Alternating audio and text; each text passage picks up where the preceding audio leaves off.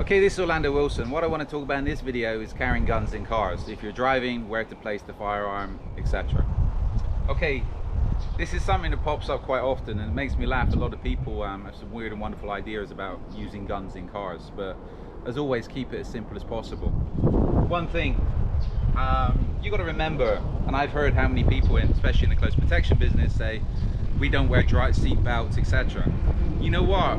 You're not above the law. You have to wear seat belts in 99.9% of places these days. If not, the cops will be pulling you over, giving you tickets.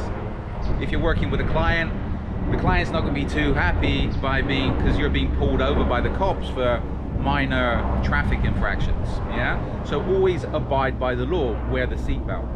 Now, how I've got this seat belt rigged up, I just put the seat belt in its position, clipped it in like so. I'm going to jump under here so the cross strap is over me, but I'm not going to use the waist strap. Yeah. Now if I'm pulled over, if a cop's looking to see if I'm wearing a seatbelt, I'm wearing a seatbelt, and this is legal. This is legal in most places, but again, always check and comply with the law. So I'm strapped in. Now, where can you carry a firearm? How can you carry a firearm? Now, I'm big on fanny packs, bags, etc. You can come in and see this. Yeah, fanny packs. This is a satchel, etc. Generally on the seat next to me, and again, I can access my firearm easily. Yeah, this is a full-size 17. You don't have to worry about concealing the gun on your person and it being awkward to access the firearm if the gun's on the seat next to you. Again, a lot of this depends on, you need to understand the laws where you are, be it you're carrying with a concealed weapons permit, be it you're carrying with a security firearms license. Always make sure you're in compliance with the laws. So check the laws before you go out and start doing things. So, I'm all for having guns in fanny packs, bags next to me. One of the issues, if you're involved in an accident, the bag can go on the seat, etc. So secure the bag. This works for me. This worked for me in multiple places.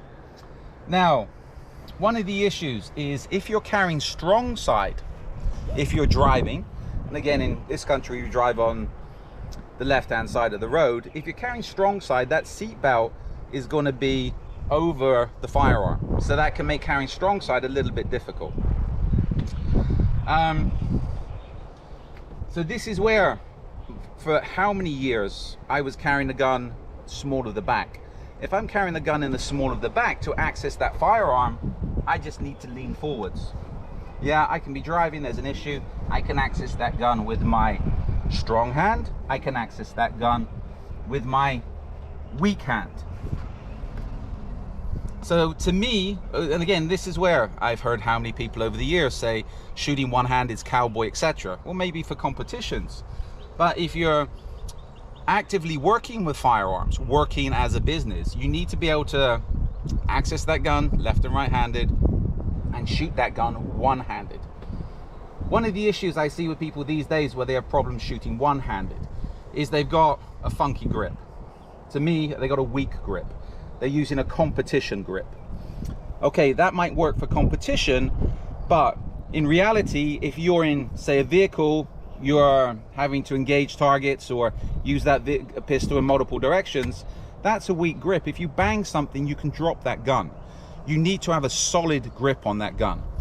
This grip might work for competitions, drag queen story times, etc. But in reality, all you're going to do is end up losing that firearm, so you need to make sure you have a solid grip on that gun. Back to positions. If you're carrying appendix, a full-size gun can be difficult to carry in an appendix position. And again, that gun would need to be fitting in with the crook of your groin. This is where possibly carrying a smaller gun, a snub nose, well, a compact semi-automatic, subcompact semi-automatic, snub nose revolver, etc.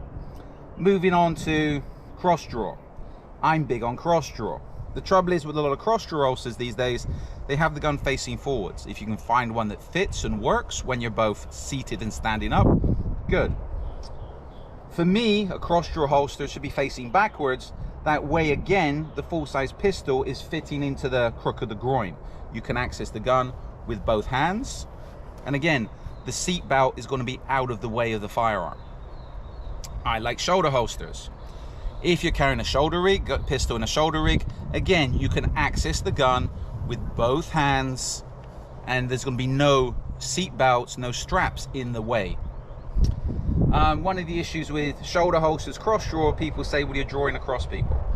That doesn't bother me. I'm all for accessing the firearm. If you can't access the firearm, there's no point in having the firearm. And again, I've said this in other places, if you cannot draw a handgun from a holster or use any type of firearm without being afraid it's going to go off by accident, you should not be carrying a firearm. You're a liability. If you're afraid of guns, if you can't keep your finger off the trigger, you should not be around firearms, period. You're a liability. Now, other ways to carry guns.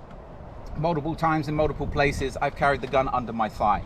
I can be driving, I can access the gun strong hand. I could access weak hand, but it's a little bit more difficult. You carry under one of your center thighs, depending if you're left or right-handed, I can access the gun strong hand, I can access the gun weak hand. The issue is with that is, again, checking on the laws on your area. Can you do that? So a lot of places the gun has to be holstered, the gun has to be securely encased. So the fact the gun's under your thigh, you could be in violation of the laws. So that's what you need to consider as far as carrying a firearm. The other option is having a smaller gun somewhere in the vehicle that you can access. I have a gun here in the center console. That's easy to access, etc. And I could be carrying my full-size firearm on me, but I have a car gun. The issues is with that, in a lot of places it's difficult. It might not be legal to carry two firearms, or again, can you actually get hold of two firearms? In the US, such things are easy. Well, certain states in the US, such things are easy. But again, in some places, that would be a lot of paperwork to get that gun if you could get a second gun. So it's things you have to take into consideration. Other things to consider is if you're shooting with a firearm, if you have to use the firearm. If I'm driving, if I have to engage a target off to my driver's side, etc., again, you're going to be point shooting. You're not going to be lining up the sights, etc. Types of ammunition you're using. If you have to shoot through unarmored glass, an unarmored door, you know what, this is a 9mm, there's full metal jacket in here and hollow points. The full metal jacket will punch through the door better than the hollow points. So this is where you need to consider that you're possibly going to be shooting through cover, shooting through car doors, shooting through car windscreens, windows. So mix up your ammunition applicably. This is where in a lot of places full metal jacket is just as good, if not better, than hollow points, because your hollow points will start to expand as soon as they hit something. So with all this, you need to practice. Work out how you're going to be carrying the firearm.